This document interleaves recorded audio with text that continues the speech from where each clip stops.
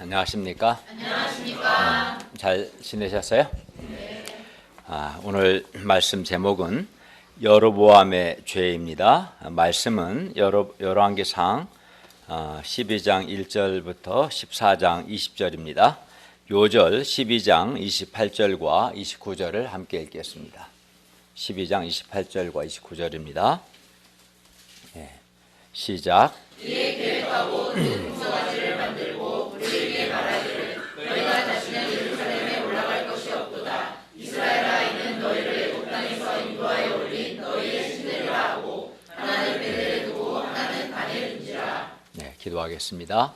오늘 오신 주님, 오늘도 저희가 살아계신 성부, 성자, 성령 삼위 하나님께 예배드릴 수 있는 은혜를 주셔서 감사합니다. 주님께서 이 자리에 임재하셔서 우리 각 사람의 많은 죄와 허물을 용서해 주시고 우리의 마음을 새롭게 해주시고 무엇보다 말씀을 통해서 우리에게 은혜 베푸시기를 기도합니다. 하나님의 말씀이 우리에게 빛이 되고 생명이 되고 또 영의 양식이 되도록 도와주십시오.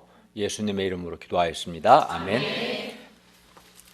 오늘 말씀은 북이스라엘의 초대 왕인 여로보암의 죄와 그의 죄에 대한 하나님의 심판, 그리고 여로보암의 죄가 끼친 악영향에 관한 말씀입니다.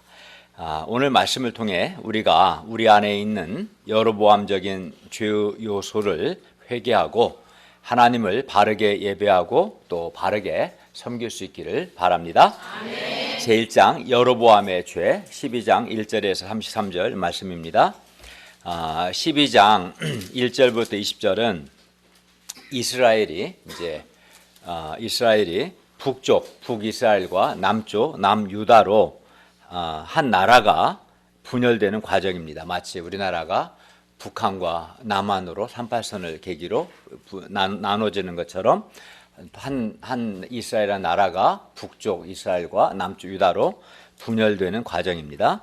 솔로몬이 죽자 백성들은 애굽의 망명을 간 여로보암을 불러들여서 여로보암과 함께 르호보암 왕에게 가서 탄원을 했습니다.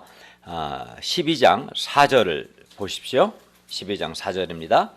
왕의 아버지, 여기서 왕의 아버지는 솔로몬이겠죠. 르호보암 왕의 아버지니까 왕의 아버지 솔로몬이 우리의 멍에를 무겁게 하였으나 왕은 르호보암이겠죠. 왕은 이제 왕의 아버지가 우리에게 시킨 고역과 매운 무거운 멍에를 가볍게 하소서, 그리하시면 우리가 왕을 섬기겠습니다.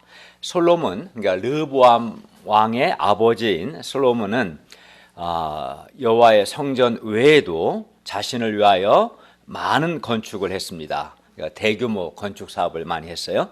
자기 왕궁과 밀로와 예루살렘 성과 하솔과 무깃도와 게셀을 건축했고 또 자기에게 있는 모든 국고성과 병거 성들과 마병의 성들을 건축했고 또 예루살렘과 레바논과 그가 다스리는 온 땅에 건축하고자 했던 것을 다 건축했어요. 그러니까 좀 지나치게 너무 많은 대규모 건축 사업을 했고 그로 인해서 백성들에게 너무 많은 지나친 부담을 준 겁니다. 그리하여 백성들의 멍에가, 백성들이 받은 억압이 너무 무거웠습니다. 그러니 무거운 멍에를 이제는 가볍게 해달라는 백성들의 요청은 정당한 것이었습니다. 그러므로 솔로몬은 12장 7절을 보시면 왕이 만일 오늘 이 백성을 섬기는 자가 되어 그들을 섬기고 좋은 말로 대답하여 이르시면 그들이 영원히 왕의 종이 될 것입니다 라고 말하는 솔로몬의 생전에 그 앞에 모셨던 노인들, 연륜 있는 그 신하들의 자문을 받아들여야 마땅했습니다. 그러나 르호보암 왕은, 르호보암은 솔로몬의 아들이죠. 이 르호보암 왕은 교만하게도 노인들, 여기는 이제 나이든 연륜 있는 그 신하들의 자문을 버리고 12장 11절을 보시면 내 아버지께서 너희에게 무거운 멍에를 매게 하였으나 이제 나는 너희의 멍에를 더욱 무겁게 할 것이다. 내 아버지께서는 채찍으로 너희를 징계하였으나 나는 더 무서운 정갈 채찍으로 너희를 징계할 것이다 라고 말하라는 자기와 함께 자라난 어린 사람의 잠은 그 땅에서 나이가 아주 어린 건 아니에요. 그러니까 어리다는 것은 인격이나 연륜이 어린 것을 말하는데 이런 어린 신하들의 자문을 받아들여서 백성들에게 그렇게 말했습니다. 이게 굉장히 교만한 판단을 한 거죠. 12장 15절을 보십시오. 왕이 이같이 백성의 말을 듣지 아니하였으니 이 일은 여호와께로 말미암아 난 것이었습니다. 여호와 하나님께서 전에 실로 사람 아히야로 느밧의 아들 여로보암에게 하신 말씀을 이루게 하심이었습니다. 하나님이 전에 아히야 선지자를 통해서 솔로몬이 우상 숭배를 해서 나라를 찢어서 10지파는 여로보암에게 주고 르호보암에게는 2지파만 주겠다 말씀하셨는데 그 말씀대로 하나님이 이제 하신 거예요. 그리하여 이스라엘 10지파가 르호보암을 떠나서 여로보암을 북쪽 이스라엘의 왕으로 삼았습니다. 유다와 베냐민 지파만 르호보암을 왕으로 인정해서 유다와 이제 나라가 남쪽에는 유다고 북쪽은 이스라엘, 북이스라엘로 나라가 분열되었습니다. 오늘날 남한과 북한처럼 남한은 상당히 큰데 당시 이제 남쪽 유다는 굉장히 약했습니다. 북쪽이 10지파였고 나라가 이렇게 분열이 된 직접적인 원인은 우리가 본문에 살펴본 것처럼 르호보암의 교만 때문이었습니다. 그가 늙은 신하들의 말을 듣지 않고 어린 신하들의 말을 듣고 백성들에게 아주 교만하게 말하고 행했기 때문에 나라가 분열된 거죠. 그러나 나라가 분열된 근본 원인은 12장 15절 말씀과 같이 여호와께로 말미암은 것이었습니다. 여호와 하나님께서 전에 실로 사람 아히야로 느밧의 아들 여로보암에게 하신 말씀을 이루게 하심이었습니다. 그러니까 여호와로 말미암았다고 할 때 이게 이제 아주 성경에서 볼 때 이게 무슨 말이냐면, 그러니까 르호보암은 누구의 억압에 의하지 않고 굉장히 자유롭게 생각하고 선택하고 행동한 거예요. 그러나 하나님은 또 그렇게 하고자 작정하신 거죠. 나라를 분열해서 북이스라엘 남유다를 만들고자 하는. 그러니까 그거를 이제 신학적 하나님의 작정이라고 표현하는데, 하나님이 작정한 대로 모든 것이 이루어져요. 그렇다고 해서 사람이 자유가 억압되진 않아요. 이게 참 신기한 거죠. 르호보암은 그렇게 하고 싶어서 했던 거죠. 누구의 강요에 의하지 않고. 그러나 또 하나님이 작정하신 대로 그대로 이루어진 거예요. 서로 이렇게 모순되지 않아요. 참 신비스러운 영역이죠. 사실은 어쨌든 그렇게 된 겁니다. 그래서 나라의 분열은 사실 근본적으로는 솔로몬이 여호와 하나님께 불순종하고 우상 숭배했는데, 이런 솔로몬의 불순종과 우상 숭배의 죄에 대한 하나님의 심판이었습니다. 불순종과 우상 숭배의 죄에 대한 하나님의 심판은 무섭고도 철저합니다. 그리고 2차적으로는 르호보암 왕의 교만 때문에 나라가 분열된 것이죠. 12장 21절부터 24절을 보십시오. 나라가 분열되자 르호보암이 용사 18만 명을 일으켜서 이스라엘과 북쪽 이스라엘과 싸워서 10지파를 다시 회복하려고 했으나 하나님은 스마야 선지자를 보내셔서 이 일은 여호와께로 말미암은 것이기 때문에 싸우지 마라, 나라를 회복하려고 하지 말라 명령하셨고, 백성들은 하나님 명령에 순종했습니다. 여로보암이 이스라엘의 왕이 된 것은 그가 왕이 된 건 순전히 하나님의 은혜였습니다. 그는 다윗의 자손도 아니었고 왕이 될 만한 이유가 없었습니다. 그러므로 여로보암은 자신을 그것도 10지파의 왕이 되게 하신 하나님께 감사해서 하나님의 말씀대로 살아야 마땅했습니다. 특히 솔로몬을 반면교사로 삼아야 했습니다. 왜냐하면 솔로몬이 지혜가 많고 그 지혜와 재산이 모든 왕보다 뛰어났다고 했는데, 그러한 솔로몬이라도 그가 여호와께 불순종하고 우상 숭배했을 때 망하잖아요. 그걸 보고 경고 삼아야 했습니다. 그리하면 하나님께서 여로보암의 나라를 견고하게 하실 겁니다. 그러나 여로보암은 그렇게 하지 않았습니다. 하나님 은혜에 감사해서 말씀에 순종하지도 않았고 솔로몬을 반면교사 삼지도 않았습니다. 12장 25절을 보십시오. 여로보암이 에브라임 산지에 세겜을 건축하고 거기서 살며 또 거기서 나가서 분우엘을 건축했습니다. 여로보암이 세겜과 분우엘을 건축한 것은, 성을 건축하는 것은 나라를 견고하게 하기 위함이었습니다. 그러나 여로보암의 마음에 두려움이 있었습니다. 여러분의 마음에는 어떤 두려움이 있습니까? 사람들의 마음에 두려움이 있죠.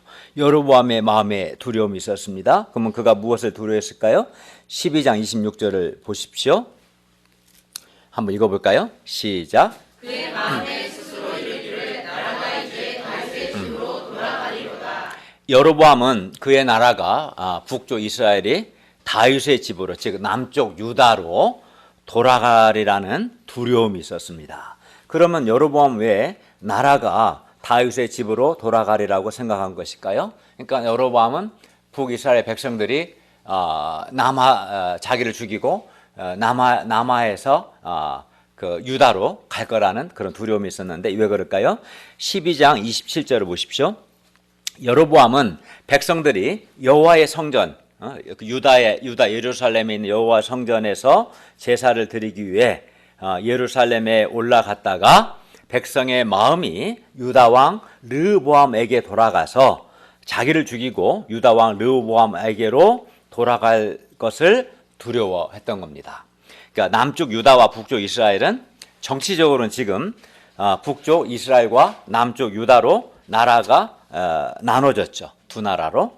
그러나 정치적으로는 지금 북이스라엘과 남유다 두 나라지만 종교적으로는 여호와 신앙이라는 점에서 여전히 하나였어요. 종교적으로 하나였습니다.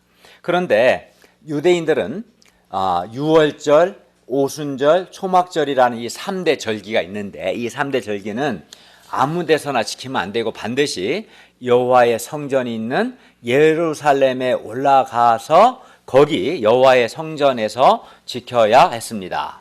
그렇기 때문에 당연히 비록 북쪽에 있는 이스라엘 백성들도 나라는 서로 다르지만 종교는 같은 거기 때문에 여로보암에게 속한 북이스라엘 백성들도 유월절, 오순절, 초막절 때는 반드시 어디로 가야 돼요? 예루살렘에 올라가서 거기 있는 여호와의 성전에서 이러한 절기를 지켜야 했습니다. 그게 율법의 명령이었어요. 그리하여 여로보암은 백성들이 예루살렘에 갔다가 자기를 떠나 유다 왕 르호보암에게 돌아갈 것을 두려워한 겁니다. 자꾸 해마다 1년에 3번씩 예루살렘 가고 르호보암 얼굴을 보고 마음이 약해져서 르호보암에 대해서 연민의 정을 느껴서 돌아가지 않을까 그런 두려움이 있었던 거죠. 그러나 여로보암의 이 두려움의 근본 원인은, 사람에게 두려움이 있는데 이 두려움의 근본 원인은 여로보암이 하나님과 하나님의 말씀을 믿지 않는 불신 때문이었습니다. 하나님은 전에 여로보암에 이렇게 말씀하셨어요. 11장 38절에서 여로보암이 다윗이 행함같이 하나님의 명령을 지켜 행하면 하나님께서 여로보암을 위해서 견고한 집을 세우실 것이라고 말씀하셨어요. 그러므로 여로보암은 하나님의 말씀을 믿고 다윗이 행한 것처럼 자기도 여호와의 율례와 명령을 지켜야 했습니다. 그리하면 오히려 적극적으로 그리하여서 이렇게, 그러니까 하나님과 그의 말씀을 믿고 다윗이 행한 것처럼 여로보암이 행하고 또 다윗이 여호와의 말씀을 순종한 것처럼 여로보암 왕이 하나님의 말씀을 순종하면 하나님이 이제 여로보암의 나라를 견고하게 하실 것이다 말씀하셨기 때문에 하나님의 말씀을 믿고 어떻게 할까요? 오히려 적극적으로 백성들이 1년에 3번 예루살렘에 올라가서 여호와의 성전에서 하나님께 3대 절기인 유월절, 오순절, 초막절 제사를 잘 드리도록 도와야 마땅했습니다. 백성들이 하나님을 잘 섬기도록 도와야 했어요. 그리고 이를 위해서 백성들에게 편의를 제공해주고 또 갈 때 김밥도 사주고 물도 좀 나눠주고 간식도 주고 그리고 또 자기를 위해서 기도 부탁을 하고 자기는 못 가니까 대신 또 제사 드리도록 제물도 좀 보내고 이렇게 했다면 하나님께서 오히려 여로보암을 크게 기뻐하셨을 겁니다. 그렇죠? 여로보암이 이렇게 자신도 다윗이 행한 것처럼 하나님을 잘 섬기고 백성들 역시 하나님을 잘 섬기도록 했다면, 하나님을 믿고 그렇게 했다면 하나님께서 약속대로 여로보암의 집, 그의 나라를 견고하게 세워주셨을 것입니다. 그러나 안타깝게도 여로보암은 하나님과 하나님의 말씀을 믿지 않았어요. 그리하여 백성들이 유다왕 르호보암에게 가리라는 두려움을 극복하지 못했습니다. 하나님을 믿을 때, 하나님과 그의 말씀을 믿으면 두려움을 극복할 수 있는데, 하나님과 그의 말씀을 믿지 않으면 무슨 짓을 해도 결코 두려움을 극복할 수 없습니다. 그러니까 여로보암이 하나님을 믿지 않으니까 두려움을 극복하지 못한 거죠. 그리고 이 두려움 때문에 그는 백성들을 이제 예루살렘으로 보내면 르호보암에게로 돌아갈 거란 그 두려움 때문에 이제 하나님 믿지 않으니까 그가 할 수 있는 건 뭐겠어요? 어떻게 하면 백성들을 예루살렘에게 올라가지 못하게 할까? 그 고민을 하고 백성들을 예루살렘에 보내지 않기 위해서 몇 가지 정책을 실시했는데 그 몇 가지 정책들이 다 하나같이 하나님께 큰 죄가 되었어요. 여로보암은 먼저 뭐 했냐면 두 금송아지를 만들어서 베델과 단에 두고 하나씩 두고 그 여호와 하나님이 아닌 금송아지를 섬기게 했어요. 12장 28절과 29절을 한 번 더 읽겠습니다. 28절 29절 시작. 계획하고 두 금송아지를 만들고 우리에게 말하기를 너희가 다시는 예루살렘에 올라갈 것이 없도다. 이스라엘아 있는 너희를 애굽 땅에서 인도하여 올린 너희의 신들이라 하고 하나는 베델에 두고 하나는 단에 둔지라. 여로보암은 두 금송아지를 만들어서 하나는 단에 두고 하나는 베델에 두었습니다. 그리고 그 금송아지가 그들을 애굽 땅에서 인도하여 올린 그들의 신들이라고 했습니다. 이거 우상 숭배죠. 베델은 북이스라엘의 남방 경계 지역이었고요. 단은 북방 경계 지역에 위치했는데 여로보암이 베델과 단에 금송아지를 둔 것은 백성들로 하여금 여호와의 성전이 있는 예루살렘에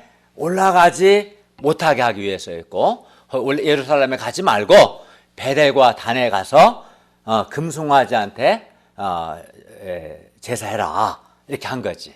그러니까 이것이 하나님께 크게 죄가 되었어요. 우상 숭배죄잖아요. 30절 12절 30절은 말씀합니다. 이 일이 죄가 되었으니 이는 백성들이 단까지 가서 그 하나에게 경배함이더라. 그러니까 여로보암은 백성들이 예루살렘 성전에 내려가지 못하게 하기 위해서, 내려갔다가 르호보암에게 마음이 갈까봐 그걸 못하게 하기 위해서 베델과 단에서 결국 뭐하게 했냐면 금송아지에게 우상숭배하게 한 거죠. 그러니까 이건 큰 죄죠. 하나님이 제일 싫어하는 죄가 우상숭배 죄니까요. 백성들이 단까지 가서 금송아지 하나에게 경배했는데 이는 우상숭배로 하나님께 큰 죄가 되었습니다. 여로보암은 자기의 이런 정치적인 이익고 자기 자신의 왕권의 강화를 위해서 자기도 범죄하고 백성들도 범죄하게 했습니다. 여로보암이 이스라엘 역사에서 이제 북이스라엘의 초대 왕인데 그가 크게 문제가 되는 건 우리가 다음 시간부터 배워보면 계속 여로보암의 길로 행했다, 다윗의 길로 행했다. 여로보암과 다윗이 아주 대표적인 인물이에요. 근데 이 이스라엘 역사에서 여로보암이 크게 문제가 되는 것은 그가 자기의 이익을 위해서, 자신의 이익을 위해 자신도 범죄하고 이스라엘 백성도 범죄하게 했다는 겁니다. 그리고 결국은 나라가 그 죄로 인해 나라가 망하게까지 되는 거예요. 지금 여로보암 죄는 한 개인뿐만 아니라 이스라엘 전체 나라가 멸망케 하는 아주 무시무시한 죄였던 겁니다. 그런데 여로보암의 죄는 이렇게 금송아지를 섬기는 여기서 끝나지 않았습니다. 그는 가나안 우상 숭배 근거지를 할 수 있는 산당을 짓고, 왜냐하면 산당에서 이제 많은 백성들이 우상 숭배했거든요. 근데 적극적으로 산당을 지었어요. 우상 숭배할 수 있도록. 뿐만 아니라 레위 자손이 아닌 일반 백성으로 제사장을 삼았습니다. 12장 31절을 보십시오. 그는 여로보암이죠. 산당들을 짓고 레위 자손 아닌 보통 백성으로 제사장을 삼았고, 여로보암은 예루살렘에 있는 여호와 성전이 갖는 신앙의 구심점 역할을 방해하기 위해서 산당들을 짓고 산당에서 예배하도록 했는데 이 산당은 우상 숭배의 근거지가 되었습니다. 여로보암은 또 레위 자손 아닌 보통 사람으로 제사장을 삼았는데 이는 레위 자손, 즉 구체적으로는 아론 자손만을 제사장 삼으라는 하나님의 명령을 어긴 겁니다. 그러면 그가 왜 하나님의 말씀을 어기고 레위 자손 아닌 일반 보통 백성을 제사장으로 삼은 걸까요? 이는 당연히 자기 이익 때문에 당연히 자기 마음대로 하고 싶어서였습니다. 레위인들은 어려서부터 신앙적 훈련을 받습니다. 육군 사관학교 생도들처럼 레위인들은 하나님의 말씀대로 이제 그 어려서부터 훈련을 받고 백성들을 섬기는 사람들이기 때문에 그래서 레위인들은 하나님의 말씀대로 하려고 하기 때문에 율법대로 레위인을 제사장 삼으면 자기 마음대로 할 수 없는 거예요. 레위인들은 왕의 말보다 하나님의 말씀을 순종하거든요. 그래서 자기 마음대로 안 되겠죠. 반면 일반 백성, 보통 백성을 제사장 삼으면 이제 자기 마음대로 할 수 있습니다. 이렇게 여로보암은 자신의 정치적인 이익과 자기 목적을 위해서 여호와 신앙을 변질시킨, 왜곡시킨 아주 나쁜 사람입니다. 그리하여 여호와 하나님께 대한 신앙의 순결을 지키기 위해서 많은 역대하를 보면 많은 레위인들이 북쪽에 있는 많은 레위인들이 대거 남아로 대거 그 유다로 남아였습니다. 우리나라도 이제 남북한이 나눠졌을 때 북한에서 이제 그 기독교를 박해하니까 많은 분들이 남아있거든요. 비슷한 구조죠. 레위인들은 본래 이스라엘 전역에 흩어져서 율법과 하나님 섬기는 법을 가르치고 백성들의 신앙을 돕는 하나님의 택함을 받은 신앙적인 영역에 있어서 전문가들입니다. 그래서 그들은 어려서부터 이 일을 위해서 준비되고 훈련받습니다. 그런데 여로보암은 자신의 정치적 이익을 위해서 이런 신앙적인 영역의 전문가라 할 수 있는 레위인들 대신에 자기 말을 잘 듣는 일반 백성으로 어용 제사장들을 세운 겁니다. 그리하여 백성들의 신앙은 더욱 나빠지고 결국은 우상 숭배까지 이르게 되었습니다. 레위인 아닌 일반 백성, 보통 백성을 제사장 삼은 것이 북이스라엘의 신앙적 타락에 굉장히 중요한 영향을 끼칩니다. 그래서 13장 33절 34절에서도 여로보암의 죄를 말하면서 그가 레위인이 아닌 일반 백성을 제사장 삼은 것을 다시 지적합니다. 반복해서 그의 죄의 심각성을 지적합니다. 여로보암은 이렇게 자기 이익을 위해서 하나님께 대한 바른 신앙을 왜곡시키고 변질시키고 타락하게 만든 아주 나쁜 사람이었습니다. 그는 하나님이 보실 때 신앙적으로 죄질이 아주 나쁜 사람이었어요. 어떻게 보면 물론 살인죄도 나쁘죠. 그렇지만 더 악한 거예요. 하나님 보시기에는 가장 나쁜 죄가 여호와께 대한 신앙을 변질시키고 왜곡시키는 죄를 하나님은 가장 나쁘고 악한 죄로 여깁니다. 근데 여로보암이 바로 그런 죄를 졌어요. 여로보암은 또 자신의 정치적 이익을 위해서 하나님께서 정하신 절기마저 자기 마음대로 바꿨어요. 그러니까 그는 베델과 단에 금송아지를 만들어서 금송아지가 하나님이라고 섬기게 우상 숭배하게 하죠. 또 산당들을 많이 만들었죠. 보통 사람을 제사장 삼았죠. 또 거기서 끝나지 않고 이제는 절기 날짜까지 바꾸는 한 4가지 대표적인 큰 정책들을 실시한 거예요. 목적은 예루살렘 성전에 못 가게 하기 위해서 그렇게 했던 거예요. 33절을 보십시오. 그가 자기 마음대로 12장 3절입니다. 그가 자기 마음대로 정한 달 곧 8째 달 15째 날로 8월 15일이죠. 이스라엘 자손을 위하여 절기로 정하고 베델에 쌓은 제단에 올라가서 분향하였더라. 근데 하나님이 원래 정하신 절기, 즉 초막절은 종교력으로 7째 달 그달 15째 날, 즉 종교력으로 7월 15일이었어요. 7월 15일. 근데 여로보암은 절기 날짜를 한 달 늦춰버려 8월 15일 바꿔버린 거죠. 그리고 이때 백성들은 7월 15일 초막절 때 예루살렘에 있는 여호와 성전에서 절기를 지켜야 했습니다. 그러나 여로보암은 백성들이 7월 15일 초막절에 예루살렘 방문을 못하게 하려고 초막절 절기 날짜를 8월 15일로 바꿔버린 거죠.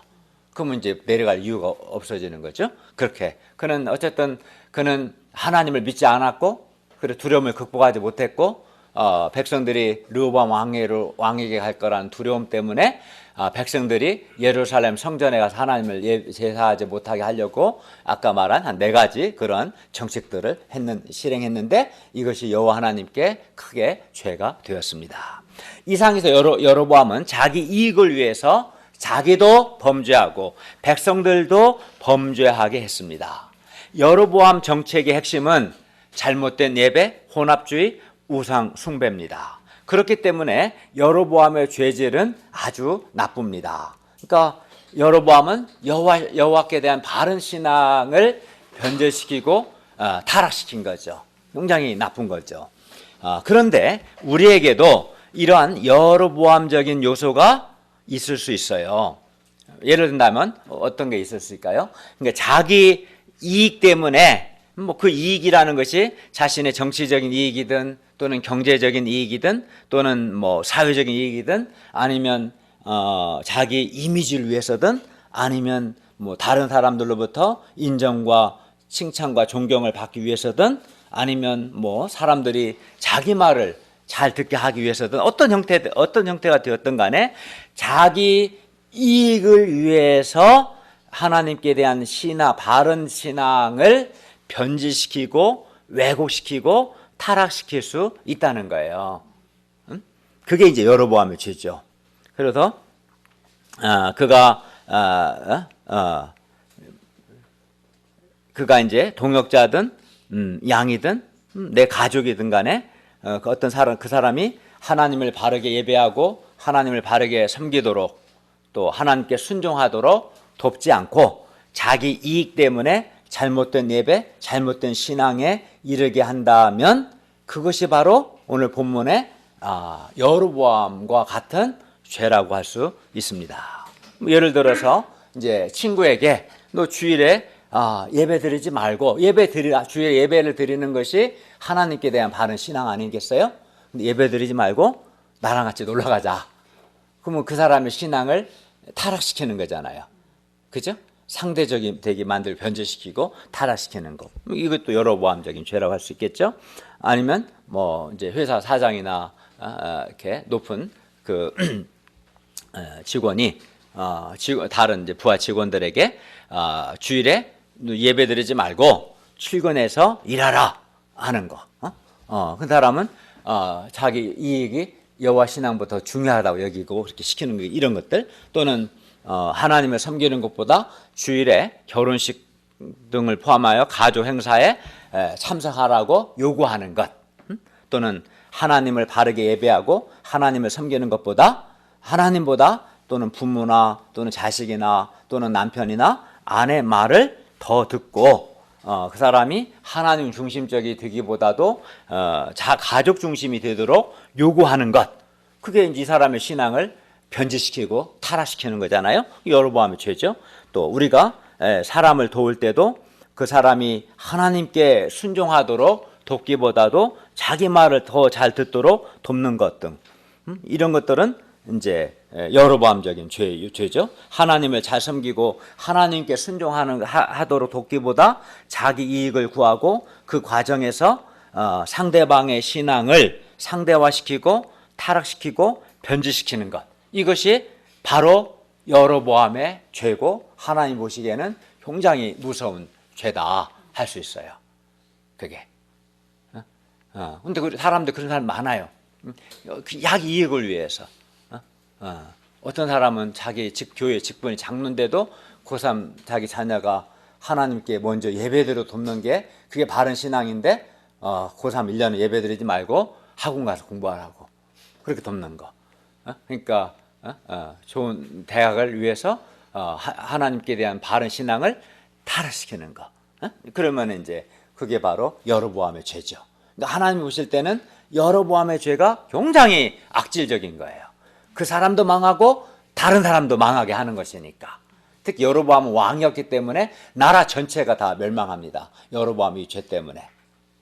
그러니까 우리는 항상 어떤 것이 하나님께 대한 바른 예배고 하나님께 대한 바른 신앙이고 하나님께 순종하는 것인가 그걸 기준으로 그걸로 부모님을 돕고 자녀를 돕고 남편과 아내를 돕고 우리가 돕는 학생들을 돕고 그 그렇게 해야지. 그렇게 하지 않고 하나님께 대한 신앙보다 나한테 잘하고 야 신앙 필요 없어 나한테 잘하면 돼. 그렇게 하는 사람들, 자기 말 잘 듣고 자기 이익을 구하고 이런 죄들, 이런 것들은 다 여로보암적인 죄라고 할 수 있을 겁니다. 근데 가장 하나님 싫어하는 죄죠. 그리고 그렇게 하면 그 자신도 망하고 그가 돕는 사람도 반드시 망할 겁니다. 그러므로 우리는 사람을 도울 때 그 사람을 하나님 편에서 바르게 도와야 합니다. 그가 살아계신 하나님을 바르게 예배하고 하나님을 바르게 섬기도록 하나님과 바른 관계성을 맺고 하나님께 순종하도록 도와야 합니다. 내 이익을 위해서가 아니라 상대방이 누가 됐든 간에 그 사람이 하나님을 바르게 섬기도록 하나님께 순종하도록 그의 신앙적인 유익을 위해서 도와야 합니다. 그래야면 하나님께서 그런 사람을 크게 기뻐하시고 그 사람을 견고하게 하실 것입니다. 정말 하나님이 기뻐하시는 사람입니다. 결국은 그것이 승리하는 길인 거예요. 네. 여로보암의 문제는 두려움과 불신 그리고 욕심이었습니다. 그는 불신과 두려움 때문에 하나님께 불순종했습니다. 그는 자기 권력을 지키기 위해서 하나님을 버리고 백성들로 하여금 범죄하게 했습니다. 그러나 결과적으로는 그것은 권력을 잃는 길이었습니다. 그는 권력을 얻고자 하는 욕심 때문이었지만 미련하게도 그는 모든 걸 다 잃어버렸어요. 권력만 잃은 게 아닙니다. 자기 가문의 모든 뒤에 보겠지만 한 명도 살아남지 않고 다 멸망당합니다. 심지어 자기 생명까지 잃습니다. 하나님을 섬기면 하나님께서 권력을 지켜주실 텐데 그는 이를 믿지 못했습니다. 여로보암은 자기 권력보다 여호와 하나님께 대한 백성의 신앙을 더 중요하게 여겨야 했습니다. 그러나 그는 그렇게 하지 않았습니다. 우리는 이런 여로보암을 경고로 삼아야 합니다. 여로보암의 길로 가면 나도 여로보암처럼 나와 내 가족과 내가 돕는 사람들이 망한다는 것을 경고 삼아야 합니다. 우리는 하나님을 믿음으로 두려움을 극복해야 하고 자기 욕심도 극복해야 합니다. 그래야 나도 하나님을 바르게 섬길 수 있고요. 다른 사람들도 하나님을 바르게 섬기도록 도울 수 있습니다. 그리고 그렇게 하는 것이 오히려 결과적으로 자기를 지키고 견고하게 되는 길입니다. 우리가 자기 이익을 위해서 다른 사람의 신앙을 변질시키고 타락시키는 부패한 마음을 철저히 회개하고 하나님의 말씀과 하나님의 방법과 하나님이 세우신 질서에 기초해서 각 사람이 하나님을 바르게 예배하고 바르게 섬기도록 돕기를 기도합니다. 아무 데서나 예배 하는 게 아니죠. 마치 하나님께서 이제 구약에서는 정하신 장소 예루살렘 성전에서 예배 드려야 하고 또 3대 절기를 지켜야 하고 아무나 제사장이 되면 안 되고 아론의 자손만 제사장이 되어야 하고 하나님을 섬기되 하나님이 세우신 원칙과 하나님이 세우신 법과 하나님이 세우신 질서를 존중하는 가운데 하나님을 섬겨야지 하나님의 법도 무시하고 하나님이 세우신 질서도 개무시하고 하나님의 뜻도 무시하고 하는 거 그는 하나님께 대한 바른 신앙이 아닌 겁니다. 하나님의 뜻과 말씀과 하나님의 방법과 하나님 세우신 질서에 기초해서 바르게 하나님을 예배하고 하나님을 섬기고 하나님께 순종하도록 우리가 내가 먼저 그런 사람이 되고 다른 사람을 도울 때도 그렇게 돕기를 바랍니다. 아멘. 각 사람의 믿음과 그 신앙이 성장하도록 돕기를 우리가 기도합니다.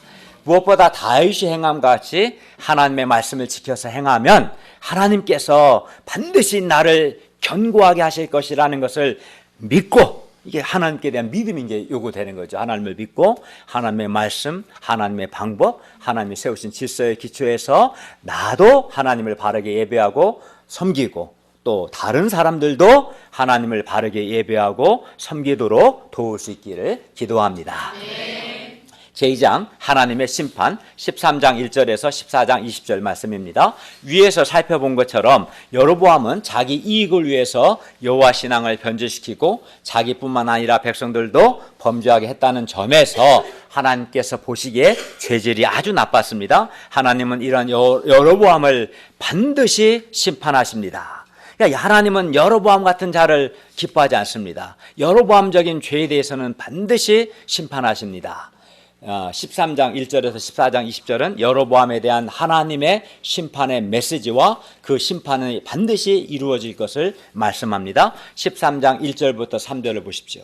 그때 하나님의 사람이 하나님의 선지자겠죠. 여호와의 말씀으로 말미암아 유다에서부터 베델에 이르렀습니다. 북이스라엘 지역에 온 거죠. 그리고 마침 여로보암이 제단 곁에 서서 분향하고 있었습니다. 금송아지를 향해서 분향하고 있었겠죠. 하나님의 사람이 제단을 향하여 여호와의 말씀으로 외쳐 말합니다. 13장 2절을 보십시오.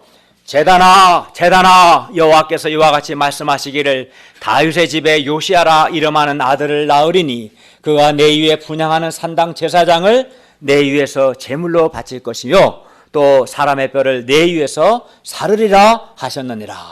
그러니까 하나님이 그 우상 숭배하는 베델에서 우상 숭배하는 그 제사장을 반드시 불살라 버리시겠다, 심판하시겠다는 거예요. 그리고 그날에 그가 징조를 들어 말합니다. 3절을 보십시오. 이는 여호와께서 말씀하신 징조라, 제단이 갈라지며 그 위에 있는 재가 쏟아지라. 놋 제단이 그냥은 절대 갈라지지 않거든요. 놋으로 만든 제단이 갈라지고 그 제단 위에 있는 재가 쏟아질 것이다. 그것이 장차 하나님의 심판이 이루어질 것을 미리 보여주는 증거다. 이렇게 말씀한 거예요. 하나님의 사람의 이 메시지의 핵심은 베델과 단에서 행해지는 이 혼합주의적이고 우상숭배적인 예배를 하나님께서 거부하시고 반드시 심판하신다는 내용이었습니다. 13장 4, 5절을 보십시오. 여로보암 왕이 하나님의 사람이 베델에 있는 제단을 향하여 외쳐 말함을 들을 때 제단에서 손을 펴며 그 하나님의 사람을 잡으라 했습니다. 마음에 안 드는 것처럼 잡아다 가두라, 손을 딱 폈어요. 그러나 그를 향하여 펴던 이 손이 어떻게 됐어요? 순간 말라버렸어요. 말라버리니까 힘을 못 쓰죠. 그래서 거두지를 못하는 거죠. 손이 정말 말라버린 거예요.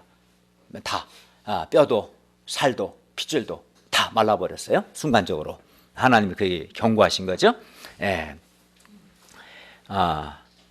그리고 하나님의 사람이 여호와의 말씀으로 보인 징조대로 그 놋 제단이 순간 탁 갈라져 버리고 제단에 쏟아졌습니다. 이는 베델과 단에서의 제사는 처음부터 저주받고 더럽혀진 제사로서 하나님께서 연락하지 않으신다, 받지 않으신다는 것을 분명하게 보여준 것입니다. 13장 6절부터 10절을 볼까요? 여로보암 왕이 하나님의 사람에게 말합니다. 청하건대 너는 나를 위하여 네 하나님 여호와께 은혜를 구하여 내 손이 다시 성하게 기도하라. 다시 회복하도록 기도해달라는 거죠. 하나님의 사람이 여호와께 은혜를 구하니 여로보암 왕의 손이 다시 전과 같이 성하게 되었어요. 회복이 됐습니다. 그러니까 이 과정을 통해서 하나님의 사람의 여로보암과 그의 집에 대한 심판의 메시지가 반드시 이루어진다는 것을 확신시켜 준 거죠. 여로보암 왕이 하나님의 사람에게 말합니다. 7절입니다. 나와 함께 집에 가서 쉬라. 내가 너에게 예물을 주리라. 그러나 하나님의 사람이 왕에게 분명하게 말합니다. 8, 9절을 보십시오. 왕께서 왕의 집 절반을 내게 준다 할지라도 나는 왕과 함께 들어가지도 않고 이곳에서는 떡도 먹지 아니하고 물도 마시지 아니하리니 이는 곧 여호와의 말씀이 나에게 명령하여 이르시기를 떡도 먹지 말며 물도 마시지 말고 왔던 길로 뒤돌아가지 말라 하셨기 때문입니다. 그러니까 그 베델과 단에는 우상 숭배했고 하나님이 그 저주하신 지역이 심판하실 곳이거든요. 그런 곳에서 먹지 말라. 그 거부하라는 것은 하나님이 너희들을 버리셨고 심판하신다는 것을 몸으로 보여주는 거지.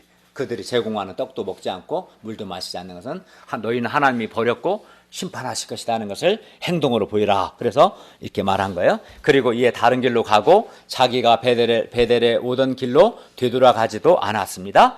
본문에 이 하나님의 사람은 여로보암에 대한 하나님의 심판의 메시지를 아주 담대하게 전했습니다. 왕일지라도 두려워하지 않고 담대하게 전했어요. 뿐만 아니라 여로보암의 호의를, 여로보암은 이제 음식을 제공하고 선물, 다시 자기 손이 회복됐으니까 이 선지자 통해서 선물을 주고 하려고 했는데 이런 여로보암의 호의를 거절함으로써 행동으로도 여로보암에 대한 하나님의 심판의 메시지를 분명하게 보여줬습니다. 이 하나님의 사람은 용기가 있었어요. 무엇보다 그는 하나님의 말씀에 순종했습니다. 그리고 13장 11절 19절에서 유다에서부터 온 이 하나님의 사람은 베데르 한 늙은 선지자가 집으로 가서 자기 집으로 가서 떡을 먹으라고 초청했을 때 처음에는 역시 15절 16절을 보면 거절했습니다. 그러나 베델의 이 한 늙은 선지자가 18절에서 13장 18절이죠. 여기서 한번 볼까요? 13절 18절 나도 그대와 같은 선지자라 천사가 여호와의 말씀으로 내게 이르기를 그를 네 집으로 데리고 돌아가서 거기서 떡을 먹이고 물을 마시게 하라 하였느니라 라고 말했을 때 유다에서 온 하나님의 사람은 하나님께 묻지도 않고 하나님의 여호와의 말씀을 어기고 그 늙은 선지자의 집에서 떡을 먹고 물을 마셨고, 그러니까 하나님의 말씀을 불순종한 거죠. 하지 말라겠는 베델에서는. 그리고 그 결과 이 하나님의 사람은 길에서 사자에게 물려 죽었습니다. 안타까운 이야기죠. 표면적으로 보면 베델 한 늙은 선지자가 거짓말한 것 같죠. 그렇지만 사실은 그건 아니고 하나님께서 한 늙은 선지자에게 이 내용을 말하도록 해서 이 유다로부터 온 이 하나님의 사람이 끝까지 여호와의 말씀에 순종하는가 순종하지 않는가를 테스트하기 위해서 하신 건데 이 하나님의 사람은 그 테스트에서 실패한 거죠. 끝까지 베델 지역에서는 떡도 먹지 말 물도 마시지 말았어야 하는데 자기가 하나님께 받은 말씀과 다른 방향일 때는 먼저 물어봤어야 하는데 그러지 않고 실패한 거예요. 그래서 결과적으로 그는 어쨌든 하나님의 말씀을 어겼고 그 결과 사자에게 물려 죽었습니다. 24절입니다. 24절 보세요. 사자가 나귀는 내버려 두고 하나님의 말씀에 불순종한 그 하나님의 사람만 죽였어요. 핀셋처럼 죽였죠. 그러니까 일반적으로 사자가 그러면 뭘 죽이고 먹으려고 하면 나귀를 죽이고 같이 먹어야 하는데 나귀는 냅두고 불순종한 이 하나님의 사람만 죽였어요. 그리고 그 시체를 먹거나 어디로 물어가지도 않았어요. 그러니까 사자가 보통 사자는 아니죠. 그 잡아 먹으려는 게 목적이 아니라 이 하나님의 사람을 죽이는 게 목적이었던 거예요. 나귀는 내버려 두고. 그리고 또 그래서 시체는 먹지 않았고, 게다가 나귀도 뭐 사자가 나귀 그 하는 사람 죽이는 거면 나귀 도망가야 하는데 나귀는 도망가지도 않고 그 자리에 서 있고 사자 역시도 여전히 그 시체 곁에 서 있었어요. 이는 이 일이 우연히 된 것이 아니라 하나님으로부터 말미암았음을 의미하는 겁니다. 베델의 늙은 선지자는 하나님의 사람의 죽음에 대해 이렇게 평가합니다. 26절을 보십시오. 이는 여호와의 말씀을 어긴 하나님의 사람이로다. 여호와께서 그에게 하신 말씀과 같이 여호와께서 그를 사자에게 넘기심에 사자가 그를 찢어 죽였도다. 32절을 보십시오. 그가 여호와의 말씀으로 베델에 있는 제단을 향하고 또 사마리아 성읍들에 있는 모든 산당을 향하여 외쳐 말한 것이 반드시 이룰 것임이니라. 하나님은 사자를 통해서 하나님의 말씀에 불순종한 하나님의 사람을 죽였습니다. 그래서 사실 잘했었는데, 그리고 이 사건을 통해 포함해서 13장의 사건들은 베델의 제사에 대한 하나님의 심판의 말씀이 반드시 이루어질 것임을 반복해서 보여줍니다. 그리고 이는 잘못된 예배를 드리고 있는 여로보암과 이스라엘 사람들에 대한 하나님의 엄중한 경고이며 동시에 회개에 대한 촉구입니다. 멸망할 거다. 그 말은 또 그 멸망하라는 게 아니라 그러니까 지금이라도 회개하고 돌이키라는 뜻인 거죠. 하나님 말씀은. 여러분, 의로운 이 하나님의 사람도 하나님의 한 말씀에 불순종할 심판을 받았는데 하물며 자기도 범죄하고 백성들도 범죄하게 한 여로보암은 당연히 심판을 받지 않겠습니까? 심판을 받을 겁니다. 그러므로 여로보암은 13장의 일련의 이 사건들을 보고 하나님께 회개를 해야 마땅했습니다. 그러면 살 겁니다. 그러나 그는 안타깝게도 회개하지 않았습니다. 이 일 후에도 여로보암은 회개하지 않고 그의 악한 길에서 떠나 돌이키지 않았습니다. 계속 갔어요. 13장 33절과 34절을 보십시오. 한번 읽겠습니다. 시작. 여로보암이 이 후에도 그의 악한 길에서 떠나 돌이키지 아니하고 자기 일방 백성을 산당의 제사장으로 삼되 누구든지 자원하면 그 사람을 산당의 제사장으로 삼았으므로 이 일이 여로보암 집에 죄가 되어 그 집이 땅에서 이는 여로보암의 근본적인 죄가 하나님의 말씀을 듣고도 여전히 회개하지 않은 불순종임을 보여줍니다. 하나님의 말씀을 듣고도 회개하지 않으면 남는 것은 심판과 멸망뿐입니다. 그러므로 우리는 하나님의 경고의 말씀 앞에서 겸손히 철저하게 회개해야 합니다. 그것만이 우리가 사는 길입니다. 하나님은 아이야 선지자를 통해 여로보암의 죄와 그가 받을 심판에 대해 말씀합니다. 14장 7절부터 11절을 보십시오. 하나님께서 여로보암을 은혜로 이스라엘의 주권자 왕이 되게 하셨습니다. 그러나 여로보암은 다윗이 하나님의 명령을 지켜 전심으로 하나님을 따르고 하나님 보시기에 정직한 일만 행한 것처럼 행하지 않고, 여로보암은 이전 사람들보다 더 악을 행하고 자신을 위해 다른 신들을 만들고 우상을 만들어 하나님을 노엽게 하고 하나님을 그의 등 뒤에 버렸습니다. 그러므로 하나님은 여로보암에게 속한 사내는 다 쓸어 버리십니다. 10절 말씀이죠. 14장 10절. 여로보암에게 속한 자가 11절입니다. 성읍에서 죽은 즉 개가 먹고 들에서 죽은 즉 공중의 새가 먹습니다. 실제로 14장 17절에 보면 여로보암의 아들 아비야가 죽습니다. 그리고 15장 28절에 보면 여로보암의 아들 나답이 왕이 되는데, 이 나답 왕은 바하사에 의해 바하사 쿠데타에 의해 죽습니다. 그리고 또 15장 29, 30절에 보면 이 바하사가 여로보암의 아들 나답만 죽이는 것이 아니라 여로보암의 온 집을 단 한 사람도 남기지 않고 다 죽입니다. 그러니까 하나님의 심판이 아이야 선지자를 통해 12, 13장에 말씀하신 이 심판이 15장에 가면 다 이루어지는 겁니다. 16절을 보십시오. 여호와께서 여로보암의 죄로 말미암아 이스라엘을 버리시는데 이스라엘도 버리십니다. 여로보암의 집을 다 버리시고 이스라엘 나라까지 버리시는데, 이는 여로보암이 그도 범죄하고 이스라엘로 범죄하게 했기 때문입니다. 그래서 이스라엘은 BC 722년에 아수르에 의해 멸망합니다. 여로보암 한 사람의 이 죄 때문에 나라가 한 사람의 그 여호와 신앙을 변질시키고 타락시킨 이 죄가 여로보암 자신과 그의 온 집안뿐만 아니라 이스라엘 나라까지도 망하게 했습니다. 그만큼 하나님께 대한 바른 신앙을 변질시키고 타락시키는 죄는 하나님이 보시기에 매우 악한 죄고 하나님이 아주 무섭게 다루시는 죄예요. 그냥 그 죄가 한 사람으로 끝나지 않거든요. 그러니까 하나님이 가장 싫어하는 죄 중에 하나가 여호와 하나님께 대한 바른 신앙을 자꾸 변질시키고 타락시키는 죄입니다.